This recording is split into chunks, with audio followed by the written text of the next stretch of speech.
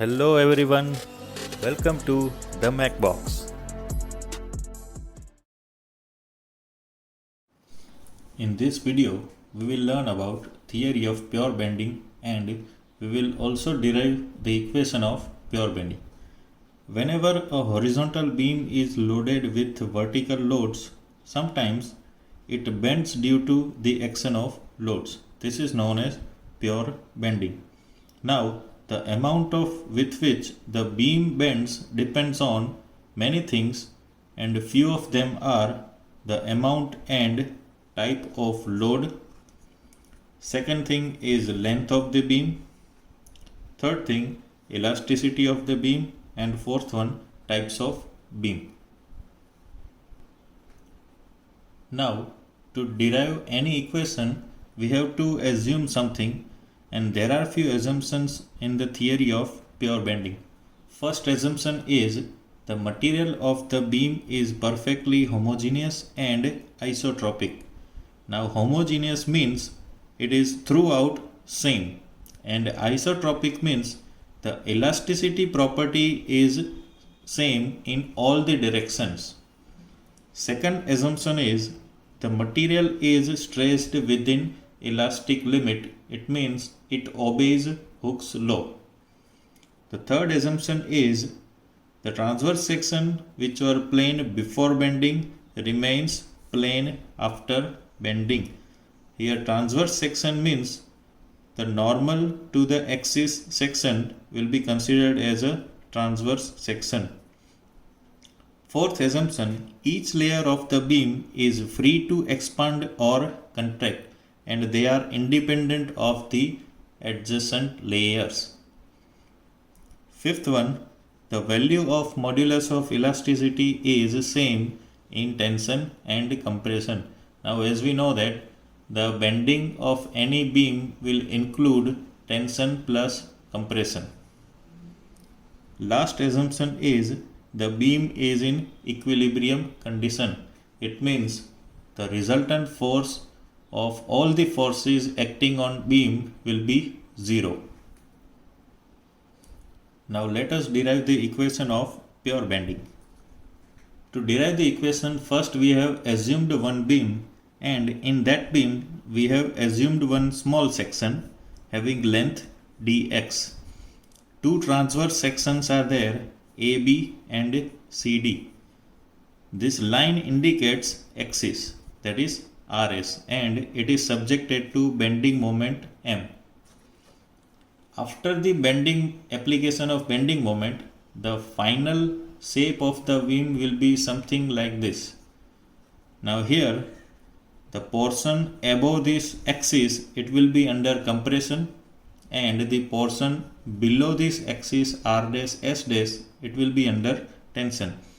We can easily see that the length of the AC is greater than the length of A dash C dash. It means here the length is reduced, so it is under compression, and the length of BD will be less than the length of B dash D dash.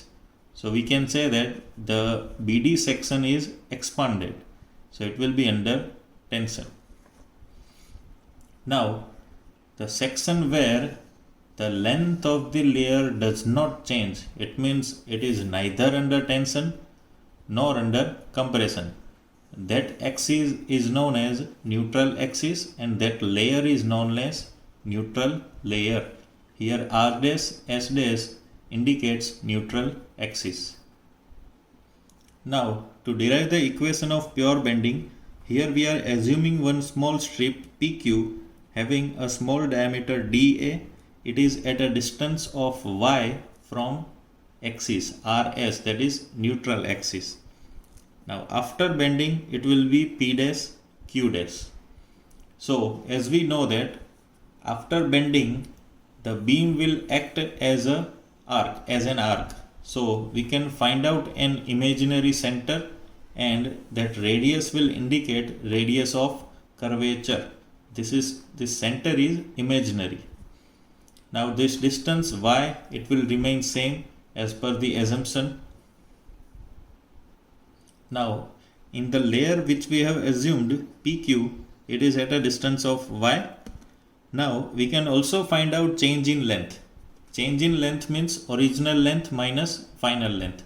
Original length of the layer is PQ and final length is P dash Q dash. So minus P dash Q dash. Then strain is equal to change in length upon original length. Change in length is PQ minus P dash Q dash and original length of the layer is PQ. Now from the geometry of the curved beam, we can assume or we can consider two sections, O dash P dash Q dash and O dash R dash S dash. Let us see here.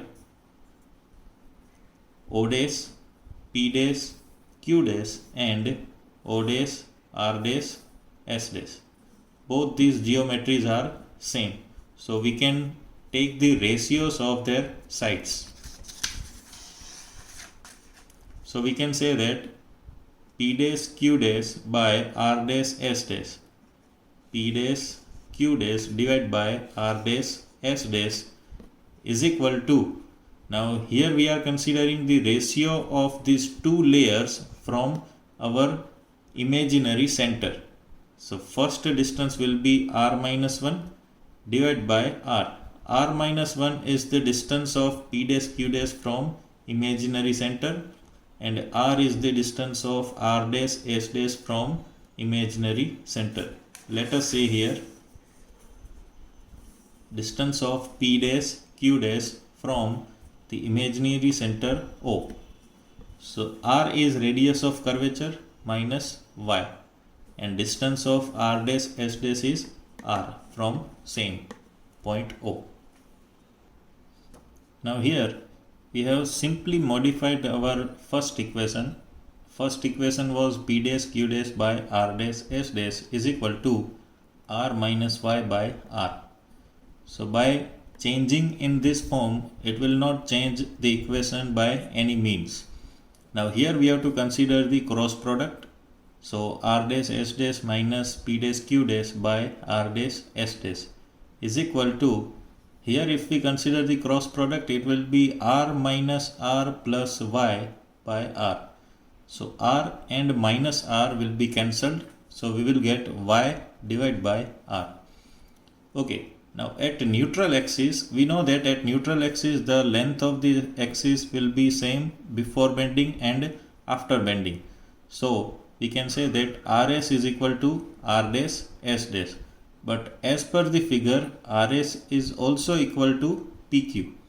So we can say that PQ is equal to R dash S dash. Now we have to replace the value of R dash S dash by PQ. So this equation will be changed.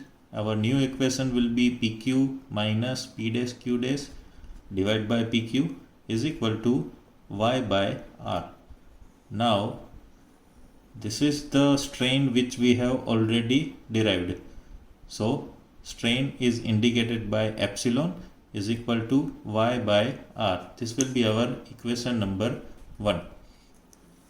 Now as we know that modulus of elasticity capital E is equal to stress by strain. Here stress is sigma B. So stress is equal to modulus of elasticity into strain. Now we are having the value of strain, that is Y by R. So if we modify this equation, then it will be sigma B by Y is equal to E by R. This will be our second equation. Now let us consider the cross-sectional area of the beam. We have already assumed that the area of the strip PQ is dA, and from the equation number 2 we can say that sigma B is equal to Y into capital E by R. Now if we want to find out the force applicable here, then we are having the basic equation of stress, that is sigma is equal to P by A. So force is equal to stress into area. So force at point PQ or at layer PQ is equal to stress sigma B into area. Area is dA. We are having the value of sigma b, that is y into E by R into dA. Now if we want to consider the moment, then moment is equal to force into perpendicular distance.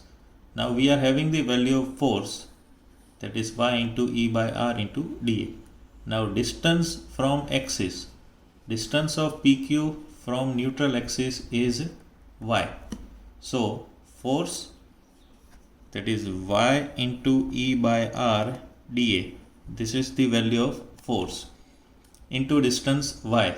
So finally we will get E by R into dA into y square. But we know that we have to find out moment for whole section. So we have to consider algebraic sum of all the sections from neutral axis. So total moment, capital M, is equal to summation of E by R into dA into y square. Here E by R is constant, so sigma dA into y square. Now here dA is the area and y is the distance. So second moment of area is known as moment of inertia. And if we consider dA into y square, then that will be the moment of inertia for strip PQ. But here we are considering the algebraic sum of all the moments. So we will get total moment of inertia, capital I. So we have the equation M is equal to E by R into I. So we can rewrite the equation, that is M by I is equal to E by R. In first equation which we have derived, that was sigma B by Y is equal to E by R. So from equation number 2 and 3, we can rewrite this equation, and the final equation will be sigma B by Y is equal to M by I is equal to E by R. This is the equation of pure bending, and it is also known as flexure equation. Now let us solve one numerical related to equation of pure bending. Let us first understand the data. A simply supported beam of span of 4 meter, so length is given 4 meter, has a cross section of 200 mm by 300 mm. So area is given. If the permissible stress in the material is 20 Newton per mm square, stress is given, and obviously this will be bending stress. Determine maximum UDL the beam can carry. Now in this data we have to find out the value of UDL. Now we know that if a simply supported beam having throughout UDL, then we can find out maximum bending moment directly with the use of this equation, that is maximum bending moment is equal to W into L square by 8. Here W is magnitude of UDL, L is the length of the beam, and as per the data we can also draw this simple figure. This indicates that two supports are there, two simple support A and B with span of 4 meter, and UDL is throughout the length with magnitude which we have assumed as W kilonewton per meter. The cross sectional area of the beam is also given with 200 mm width and 300 mm. In this data, modulus of elasticity and radius of curvature is not given, so we can use first two terms of the flexure equation, that is sigma B by Y is equal to M by I. Now as we know that if we want to find out the value of UDL, that is W, then first we have to find out maximum bending moment, because length of the beam is given. So if we are able to find out maximum bending moment, then we can find out magnitude of UDL, that is W. Now we are having the flexure equation and that equation is sigma b by y is equal to m by I. Now in this equation sigma b is given 20 Newton per mm square. Now y is the distance of extreme layer from neutral axis. So this is our neutral axis and distance of the extreme layer. This will be our y. So y is equal to half of the total depth, that is 300 by 2, 150 mm. Now moment of inertia for a rectangular section is BD cube by 12. Here B is 200 and D is 300. So we will get 450 into 10 to the power 6 mm raised to 4. If we put the value of sigma b, y and I in first equation, then we can find out capital M, that is our maximum bending moment, is equal to sigma b into I by y. By putting all these values, we will get maximum bending moment as 60 into 10 to the power 6 Newton into mm. Now we have to put this value in the first equation which we have considered. The equation is maximum bending moment M is equal to W into L square by 8. Here L is 4000 and the maximum bending moment which we have derived is 60 into 10 to the power 6. And by solving this equation, finally we will get the magnitude of UDL as 30 Newton per mm. Thank you. Hope you enjoyed this video. So don't forget to like, share and subscribe. Thank you.